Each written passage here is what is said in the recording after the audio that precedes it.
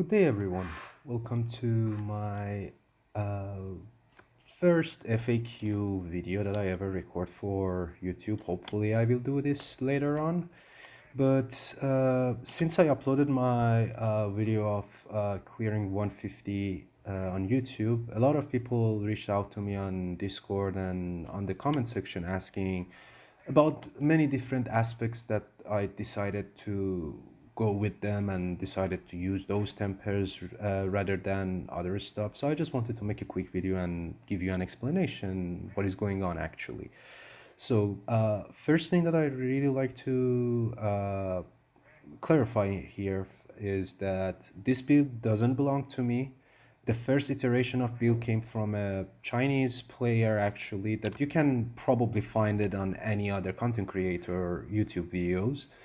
And then one of my friend from Sanctuary Discord by the name of Kerky Boy made this planner, and I had a collaboration with him, let's say, and we found out that I have really good and decent items in terms of masterworking and stuff, and it's really suitable for that build. So I decided to give it a go, and fortunately, I was able to have the fastest clear with no exploit build, no other exploit shenanigan that everyone does.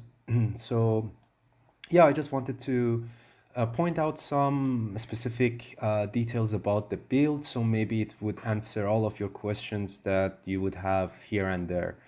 So let's start with the first thing that everyone asks me about why I'm still using the Wound Drinker or I'm still using Wushanak Pa. Well, in the builder that I will link it also in the comment section or in the description, probably in different iteration you would see that we are running other weapons and other ring. The reason that I'm still stuck on Wound Drinker is that I do not have any other ring like my second ring that is 2GA Dexterity Max Life. So I decided to stick on Wound Drinker and not change it basically, and that's the only reason that I have. There is no other reasons, and I can probably assure you that the planner, the newest variation of the push build of the variant, is focused on the highest damage that you can deal with your character, basically. So if you want to do that and maximize the maximum damage that you can deal, you can go with those weapons and those rings and stuff.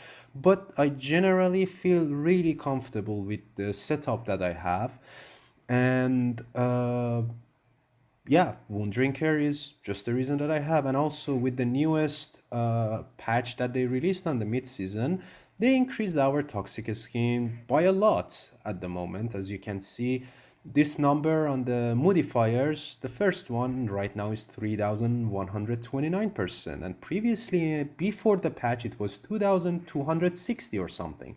So it's almost 1,000 extra percentage that we are getting on our build right now, if I'm not mistaken, because I can't recall the number exactly, but the difference is quite visible, as I can say.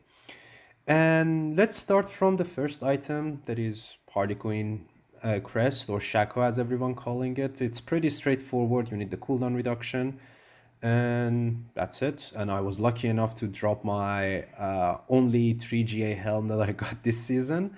So yeah, that's it. And Zul and Cry, or XOL Cry, whatever they're calling it, it's just a Vortex, and Vortex is really good for this build since we are fearing the enemies constantly with our Scourge, so we don't want them to run away, and we want to just bring them in one point and just uh, as I use the skiing on them, basically with your rushing claw going up and forward and applying your toxic skin on them basically. So that's pretty much about the rune that I'm using. Shroud of the Falstaff, the most usable chest at the moment that everyone is using it. So that's pretty also straightforward. 1+ to all passives. Who doesn't like that? So yeah, we go with that. On the gloves, unfortunately, this is the only piece that I couldn't still hit the 12 out of 12 master work on the max life. And I choose vortex size on this specifically. Why? Because we have vortex from here that we are getting from the rune. And also in the talent tree, if you go and check the talent tree, you can see that I have pointing vortex, enhanced vortex, and also in the measured vortex. So since we are dealing like dealing with a lot of mobs and stuff, so it's better to always have a bigger vortex size so we can gather them all so they won't run away easily from us. And also in a big layout maps of the pit, you can see that there is a lot of mobs coming to you, and sometimes from the fear they are running away, and it's pretty much makes it easier for you to bring everyone in one point and just destroy them all in matter of a second or two, basically. So that's the reason that I'm using vortex size on that. Then we go to the pants, pretty straightforward. Resolve, barrier generation, maximum life, and as always, interdiction as an aspect. That's really common.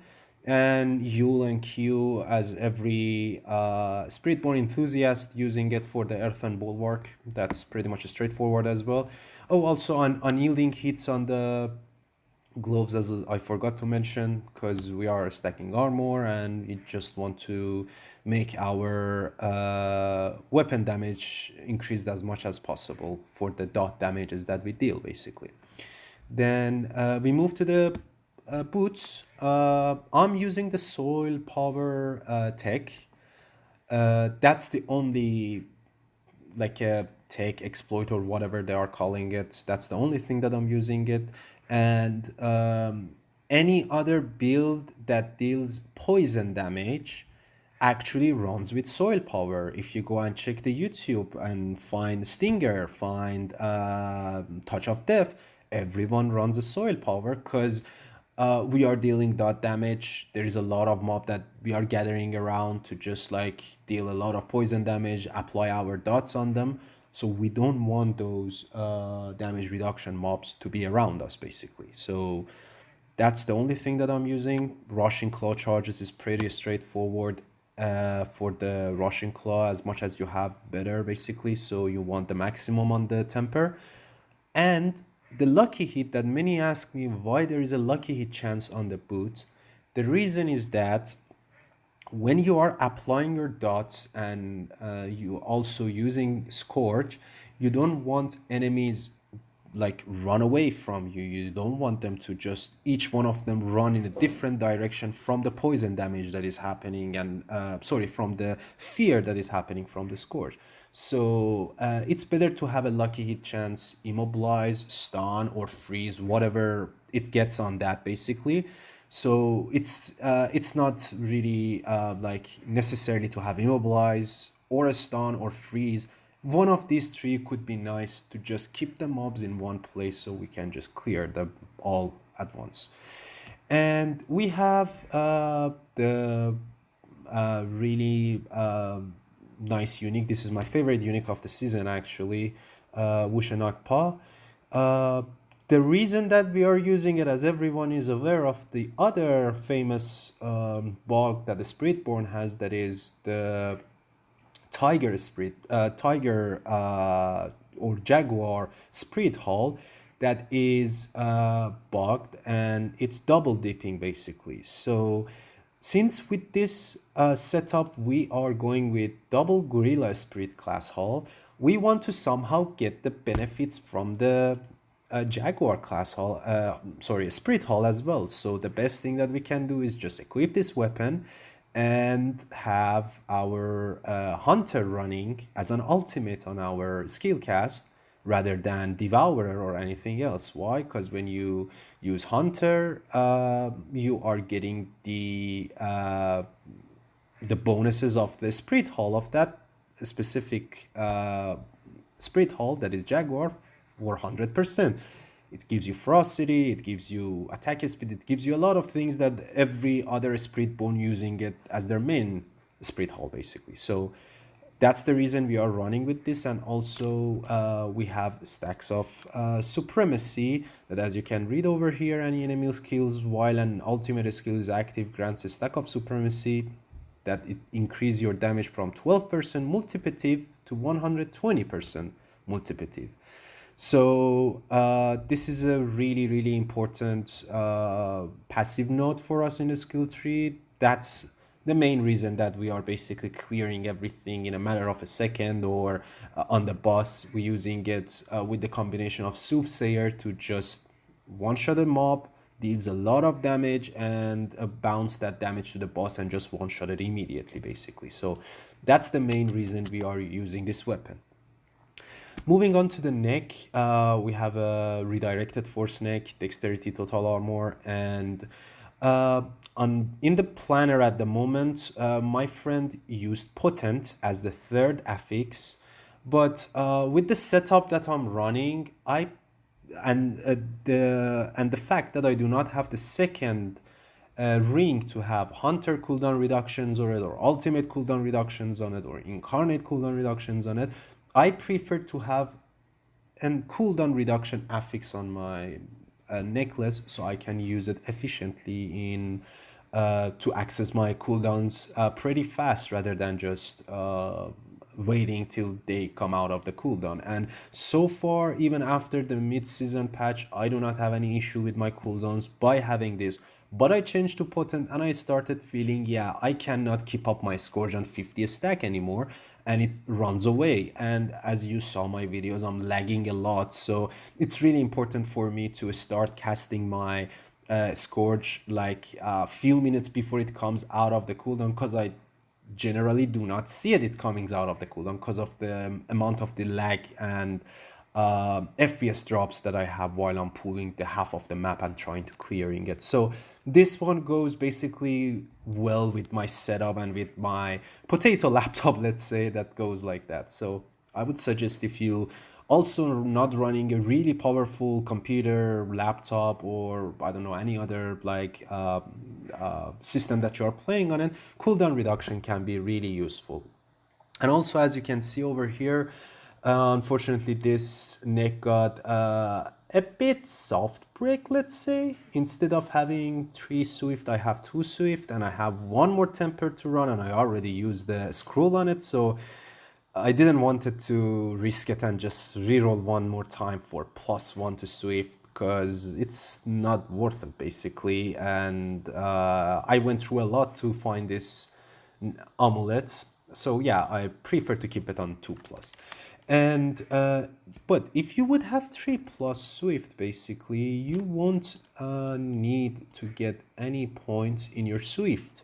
4 is enough. You get 3 on your neck and 1 from the Shroud of the Falstaff, so it's 4 already. So since I cannot gather 1 extra, I prefer to take 1 point and put it in my Swift, so I have 4, so I'm always be able to reduce my mobility cooldowns by 4 seconds all the time. Here it goes for the amulet. I already spoke about the ring. The only reason I'm keeping it, I cannot find a better ring.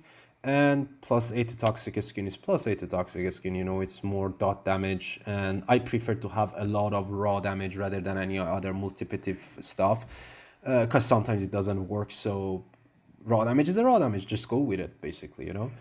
And the final piece of the gears are Soothsayer, that, as you can see, it's just pretty much the main killer of the Spiritborn class at the moment, let's call it. That you are just gathering mobs under the boss and just killing the mobs and praying to RNG god that one of those damages creates really high and jump on the boss and one-shot it.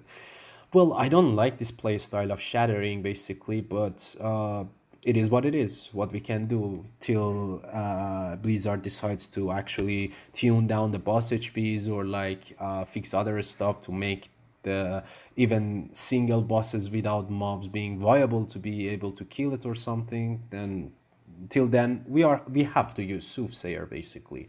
So yeah, and maximum critical strike damage, maximum life, critical strike damage, and dexterity are the best options for the affixes on the ring. And critical strike damage as always, and incarnate cooldown reduction would always be helpful. Why we go with for incarnate cooldown reduction? We have 1, 2, and 3 incarnate cooldown reduction. While you are using these 3 spells, you make enemies vulnerable. As you can see, I do not have any lucky hit chance make enemies vulnerable on any pieces of my gear, and the only way that I'm making them mobs and enemies vulnerable is with the Soothsayer and using my incarnate spell. So you want to maximize it as much as possible and having it over there basically. That's pretty much for the gears and the setup that I can explain for you. For the consumables, Elixir of Fortitude, Redamine Buzz, Chorus of War, and Queen's Supreme is the choice that I'm going with. If your if your unyielding hits is at 30%, you know that you only need 5,000 armor. And since I have 28%, I had to just have more armor around and to make it 5,489 at the moment. So I won't be thinking, oh my god, I don't have enough armor, I'm not getting that 1,500 bonus to my weapon damage. So yeah, if you are lacking a bit of armor or something, you can also use the instances that increases your armor basically. So that's one thing that I can tell you. But if you don't have any issue, go with the dexterity, chorus of war, and maximum life, and that would be the best setup for the consumables that you can use. Let's move on to the talent tree. So the talent tree is quite the same from the planner, but the only changes that I did was that I took out points from my hunter scale. Like it's supposed to be 9 on hunter, so I took 4 out of that, and I gave 1 to Swift to make it 4, and then I gave 1 to Rushing Claw to activate it. For what reason? To get enhanced rushing, to invasive Rushing Claw. I hope I didn't butcher that word, but yeah. So the reason we are using this specific node is that sometimes you get stuck in a wall. You get into a really weird spot that your character moves up and down rapidly, and you see suddenly your Russian claw goes out of the charges. So since we are using the unique weapon and we are also using the hunter, we always have some ferocity stacks. So why we are not sacrificing 4 of those stacks and refilling our Russian claws? I'm using that, and this is a really good setup for me, and it works very well for me. But if you have the maximum Swift and stuff in the same, if you have the same setup as the planner, you wouldn't have any issue with it. But that's the way that I'm going with it, basically. And if you want, you can change it this way as well, but you can also stick on the planner. As I said, the planner has the most damage output from it. This is the way that I feel comfortable to play this character and to play this build for myself. So that would be pretty much everything about the talent. The rest is pretty straightforward. You probably saw and heard a lot about them, why this, why that, so I don't want to really go through the small detail. I just wanted to show you why we are choosing specific talents and why I have different talents as people ask me basically. And pretty straightforward. Noxious Resonance is the main passive that we are going with it, and that's why we have a lot of critical strike damage bonuses on our gear as well, to just as much as we can juice this passive talent. And that would be the skill tree. Let's move on to the Paragon.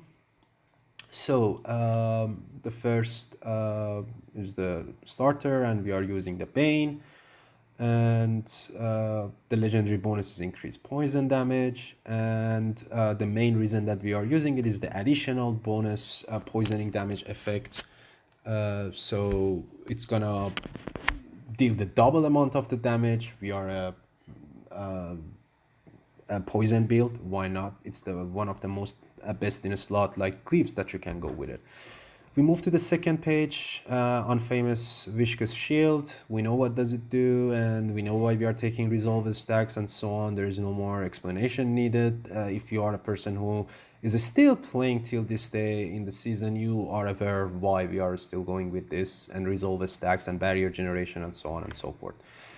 Um, we are using Sprit for this one, and that's pretty straightforward, I guess. There is nothing specific that we can talk about it. It's critical increased damage, critical strike increased damage, and as I showed you, Noxious Resonance is taking critical strike damage as one of the main like sources that increases the damage. So this goes pretty well with that. We move on to the third page, that is Drive. As you can see, drives can give you almost 30% multiplicative increased damage. This is the main difference from the Chinese build to my friend's build, actually, that he decided to go with the drive, because if we wanted to go with the sapping if we wanted to go with the sapping nodes, basically, we would end up having a lot of max vigor, max resource, and this build doesn't require single drop of the resource. And with this, we can go for more maximum life setup, get more boost to our life, and also we are constantly using movement abilities. So why not going with this while we are traveling with our hunter ability and also with the Russian claw? It boosts up this nodes and it helps us pretty well. And for the glyph, we are using Kenny, non-physical increased damage and increased non-physical damage as the legendary bonus. And if you are aware as well, Kenny is also double dipping. I'm not aware how exactly doing that, but that's the reason that everyone that you see have Kenny on their build going with that, especially people who are going with the poisons and dot damages build for a Spiritborn. Move on to the next page, that would be revealing. So when you knock down up to 30% chance to knock down vulnerable enemies, we are making them vulnerable all the time. And we are using crowd control. Our crowd control system is the fear, and also immobilizing use it's a crowd control like ability as well, so it goes pretty well with our setup that we have. It's a 30% multiplicative increased damage for us. And Colossal, whoever goes with the Gorilla skill as the Spirit Hall, definitely uses this glyph, so there's nothing that we can talk about. Also the Resolve, and also not to mention that this glyph also is double dipping. Instead of 2%, it's 4%, as I heard it correctly. So that's pretty much about that. And the last part of the build, that's Fester glyph for increasing the centipede skill damages. That Toxic Skin is a centipede skill, so we are trying to boost it up as much as possible and try to deal the most damage. And Convergence is just a pretty straightforward not that I guess every Spiritborn tries to utilize it and use it in their build. And yeah, like, any other explanation about the Paragon board or glyphs, nothing comes to my mind. If you see you have less point than me, you can just, like, as you can see, for example, 74 strength instead of 25 went to the Colossal. So you can take out some point from the Colossal or from the Fester and try to put around to get all these nods and stuff around your build. So whenever you get an extra point, you can go and fill it again, put more for dexterity. As you can see, still dexterity over here, dexterity over here. So I need to still get to 300 level and put it over there. You don't need to have 300 level, of course. Like this build can start from 265 to 75, I would assume. So no worries about that. But one thing that I can mention is that we really need to have all the bonuses for spirits and for the canny. That would be pretty much everything for the Paragon. And just want to clarify one thing about our resistances first. All the resistances are negative. We don't need resistances. No spirit born. If they are playing with a lot of damage reduction and stuff, do not need any resistances. So here it goes for that. But one thing that I want to discuss, it's the barrier bonus like a topic. So basically you only need 30% barrier bonus on as a raw basically bonus barrier for your character, that I'm getting those from my pants basically. And that's basically 16% from my pant, and the rest comes from the uh, Paragon board. So 30% over here, 45% from our Earthen Bulwark, and another 30% comes from our Spirit class hall. That gives us 30%. In total, 100% or even more than 100% barrier bonus is activated for us over here. So we are utilizing Wishka's Shield in the most usable way, let's say. So yeah, that would be basically everything that I can explain about this build. Hope you enjoy this build, and I hope you can reach 150 pit push as fast as possible, and you can clear it as easily as possible. If you have any other more question, any other topics that you want to discuss with me, or any other suggestion that you think can go very well with this setup that I have, please feel free to leave a comment on the comment section. And once again, thank you so much for everyone watching my videos and supporting, like, comments, and everything. I really, really appreciate it. This is my first time actually recording my voice for a video, and also first time that I upload a video on YouTube. So yeah, I'm really honored that people are enjoying it and they are following this build. So thank you so much again, and once again, thank you so much to all the people in the Sanctuary Discord, Sanctum chat, and my friend Kerky Boy, who provided this build to me. And yeah, that's all that I can say. Have a great day. Hope to see you in the Diablo. Goodbye.